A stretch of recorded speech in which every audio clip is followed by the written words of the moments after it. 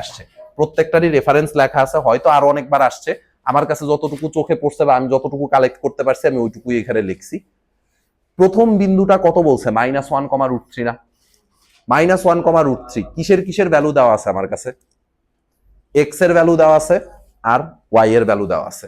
X আর Y দেওয়া থাকলে কি বের করতে হবে? আর থিটা বের করতে হবে না? আর এর ভ্যালু কত আসবে? 2 আসবে না? আর এর ভ্যালু হচ্ছে 2। দেখেন, আপনি প্রথমেই এখান থেকে প্রথম দুইটা অপশন বাদ দিয়ে ফেলাইতে পারেন, ক নাম্বার খ নাম্বার, এই দুইটা অপশন বাদ। কেন বাদ বলতো? কারণ -2 আছে, আর এর ভ্যালু কি কখনো মাইনাস হইতে পারবে না? তো প্রথম দুইটা অপশন কিন্তু আমি আগেই বাদ দিয়ে ফেলাইতে পারি। এখন যদি আমি আন্দাজেও দাগাই তাও কিন্তু 50-50 চান্স, দুইটার মধ্যে থেকে যে কোনো একটা তো হবে। একটু কমন সেন্স খাটান, -1 √3 এক্স এর নেগেটিভ সাইড, ওয়াই এর পজিটিভ সাইড, কোন চতুর্ভাগ? দ্বিতীয় চতুর্ভাগ না? এইখানের অ্যাঙ্গেলটা দেখেন তো, এই অ্যাঙ্গেলটা π/3, এটা কি প্রথম চতুর্ভাগের অ্যাঙ্গেল না? π/3 মানে কত? 60 ডিগ্রি। কোন চতুর্ভাগে আছে? প্রথম চতুর্ভাগে। তার মানে এই অপশনটাও বাদ, গ নাম্বারও বাদ। ডেফিনেটলি অ্যান্সার কোনটা? ঘ নাম্বারটা। কোনো ক্যালকুলেটর লাগছে, কোনো কিছু লাগছে? ধূপধাপ কিন্তু অপশন দেখেই আমি অ্যান্সার দাগায় ফেলাইতে পারতেছি। টাইম বাঁচাইতে হবে এইভাবে, যে কোশ্চেন দেখা আগে প্রেডিকশন করবেন যে কোনটা অ্যান্সার হইতে পারে। এমসিকিউ দাগানো সবচেয়ে সোজা, আগে এলিমিনেট করেন, আগে বাদ দেন যে কোনটা অ্যান্সার হবে না। প্রথম দুইটা আগেই বাদ দিয়ে দিছি। 3 নাম্বারটা কেন বাদ গেছে? দ্বিতীয় চতুর্ভাগে আছে, কিন্তু অ্যাঙ্গেল কোন চতুর্ভাগের? প্রথম চতুর্ভাগের, সো এটাও হবে না। ঠিক আছে, 2π/3 মানে কত বলতো? 120 ডিগ্রি না? π/3 মানে কত? 60 ডিগ্রি। তার সাথে 2 গুণ, তার মানে 120 ডিগ্রি। কোন চতুর্ভাগে আছে? দ্বিতীয় চতুর্ভাগে। সো ওইটাই হচ্ছে অ্যান্সার। ঠিক আছে, পরেরটা দেখা ফেলাই। দেখেন পরেরটাতে কি বলছে। এটা আরেকটু কমপ্লেক্স, মানে জিনিস দেখা একটু কমপ্লেক্স মনে হইতেছে, বাট ভয় পাওয়ার কোনো কিছু নাই। আগের ফরম্যাট অ্যাপ্লাই করেন। দেখেন প্রত্যেকটাতেই আর এর ভ্যালু কি 3 করেই আছে না? প্রত্যেকটা অপশনে আর এর ভ্যালু কত? 3। আমার কি আর এর ভ্যালু বের করার দরকার আছে? চারটা অপশনেই তো আর এর ভ্যালু 3 দেওয়া আছে, তাই না? এখন দেখেন, এক্স নেগেটিভ ওয়াই পজিটিভ, কোন চতুর্ভাগ? দ্বিতীয় চতুর্ভাগ। এইটার অ্যাঙ্গেল দেখতো, 4 নাম্বারের অ্যাঙ্গেল কোন চতুর্ভাগে আছে? প্রথম চতুর্ভাগে। π/4 মানে কত? 45 ডিগ্রি। তার মানে এটা বাদ। তারপরে 3π/4 মানে কত? 135। 3π/4 মানে হচ্ছে 135, এটাই অ্যান্সার। কারণ 135 ডিগ্রি কোন চতুর্ভাগে আছে? 90 ডিগ্রির চাইতে বড়, 180 ডিগ্রির চাইতে ছোট, দ্বিতীয় চতুর্ভাগে আছে। ঠিক আছে, 90 ডিগ্রির চাইতে বড়, 180 ডিগ্রির চাইতে ছোট। বাকিগুলা কিন্তু অ্যান্সার হবে না, বাকিগুলা একটু ক্রস চেক করে দেখেন।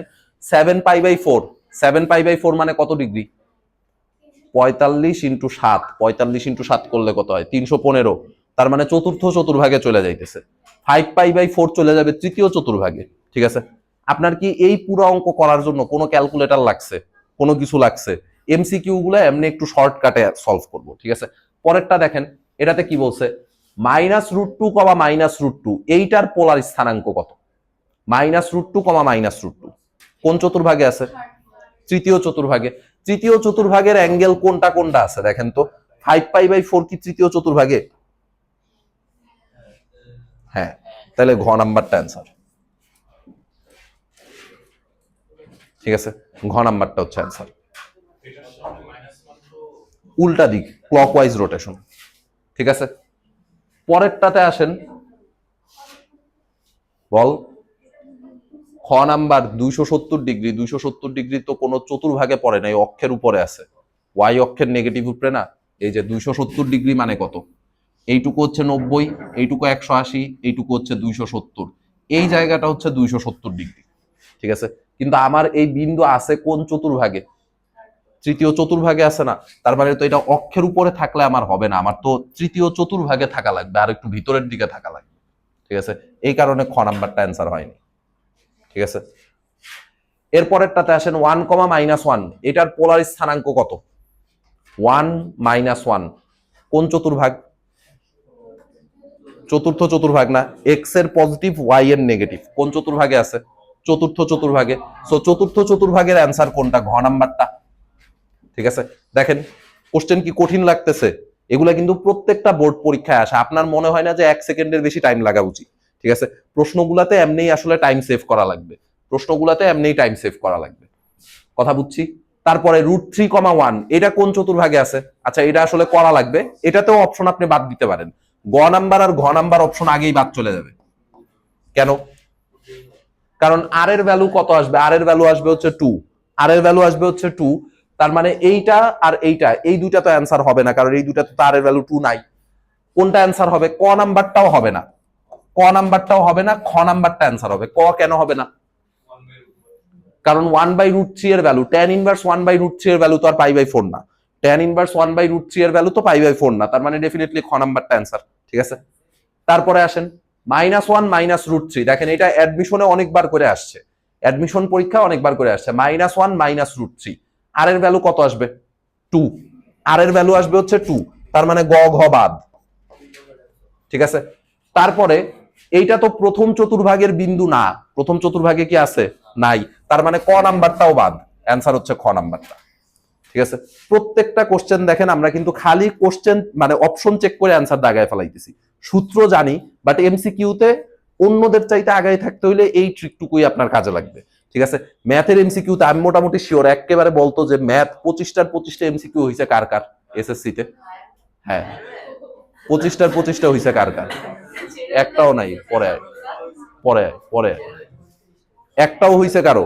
মানে 25টার 25টা হয়েছে এরকম কেউ?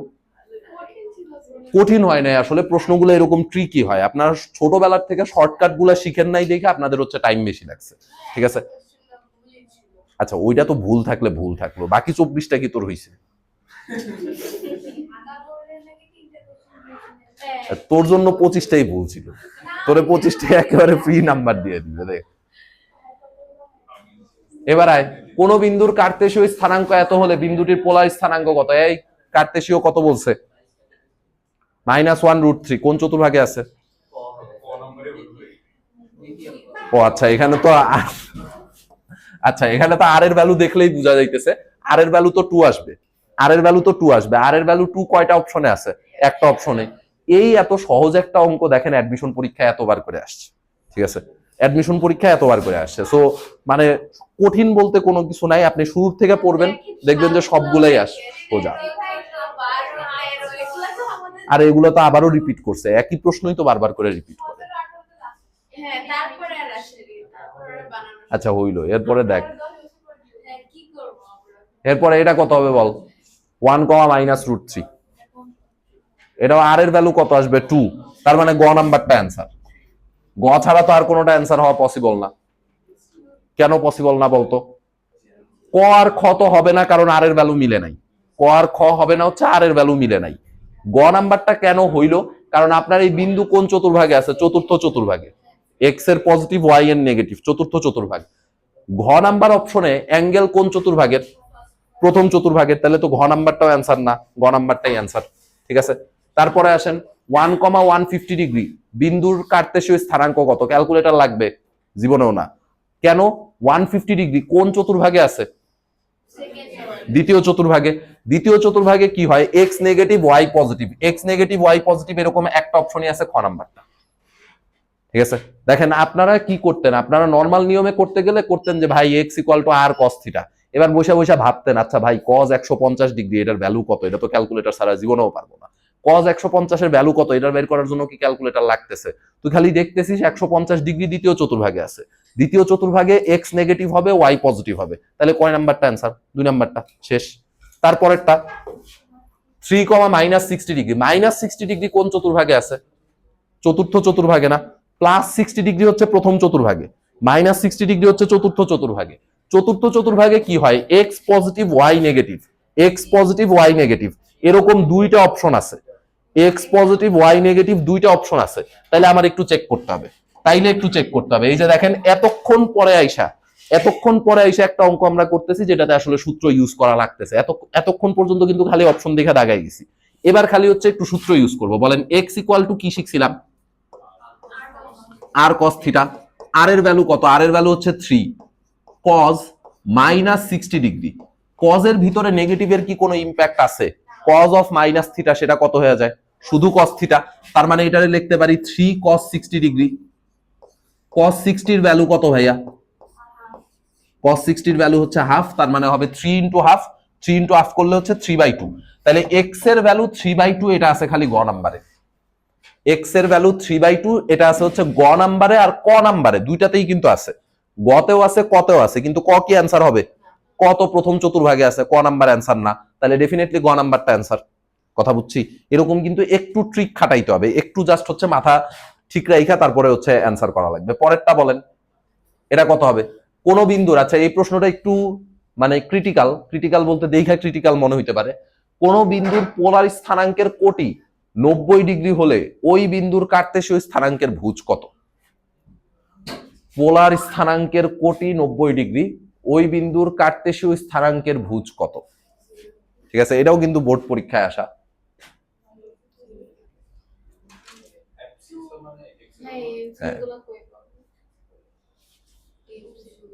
বই কিনলেই পাবি, যে কোনো বইয়ের মধ্যেই আছে, এখন না কিনতে বলছে। হ্যাঁ, 2 অ্যান্সার। দেখেন আগে এটা একটু বুঝা বুঝা নেই। কোন একটা বিন্দুর পোলার স্থানাঙ্কের কোটি বলছে হচ্ছে 90 ডিগ্রি। পোলার স্থানাঙ্ককে আমরা কি দিয়া প্রকাশ করি? আর কমা থিটা দিয়া প্রকাশ করি না? তাহলে এই বিন্দুটার জন্য পোলার স্থানাঙ্ক কত লিখবো? আর কমা 90। এইটুকু লিখতে কোনো সমস্যা আছে? কারণ থিটার ভ্যালু কত বলে দিছে? 90 বলে দিছে। থিটার ভ্যালু বলে দিছে হচ্ছে 90। আমার কাছে জানতে চাইছে কি? কার্তেশীয় স্থানাঙ্কের ভুজ। কার্তেশীয় স্থানাঙ্কের ভুজ মানে কি? এক্স এর ভ্যালু না? এক্স ইকুয়াল টু কত শিখে আসছিলেন বলেন তো? R cos theta. X equal to হচ্ছে আর কস থিটা। আর এর ভ্যালু কত আপনি জানেন না, কিন্তু থিটার ভ্যালু তো জানেন। থিটার ভ্যালু কত? 90 ডিগ্রি। কস 90 এর ভ্যালু কত? কস 90 এর ভ্যালু হচ্ছে 0। তার মানে কত আসবে? X equal to 0। X equal to 0। X equal to 0 কয় নাম্বার অপশনে আছে? খ নাম্বারটা অ্যান্সার।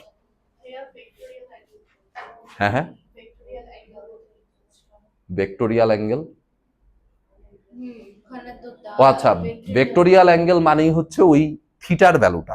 থিটার ভ্যালুটাই হচ্ছে ভেক্টোরিয়াল অ্যাঙ্গেল। মানে এটা আমরা হচ্ছে ভেক্টর পড়াইতে যায় হচ্ছে পড়াই, ভেক্টর পড়াইতে যায় হচ্ছে পড়াই। এই যে দেখেন, পজিশন ভেক্টর নামে একটা টার্ম শিখছিলেন, মনে আছে? পজিশন ভেক্টর বা অবস্থান ভেক্টর আসলে কি করত? মূল বিন্দুর সাপেক্ষে কোন একটা বিন্দুর অবস্থান প্রকাশ করতো না? এই যে মূল বিন্দু, এটা সাপেক্ষে কোন একটা বিন্দুর অবস্থান প্রকাশ করতেছি হচ্ছে এই স্থানাঙ্কটা দিয়ে। এটারে চাইলে একটা ভেক্টর ফরম্যাটেও প্রকাশ করা যায়। যেই অ্যাঙ্গেলটা, এই অ্যাঙ্গেলটারে বলি হচ্ছে ভেক্টোরিয়াল অ্যাঙ্গেল। ঠিক আছে, ওটা আমরা ভেক্টর পড়াইতে যায় পড়বো। ঠিক আছে, ভেক্টর পড়াইতে যায় ওটা হচ্ছে পড়াবো।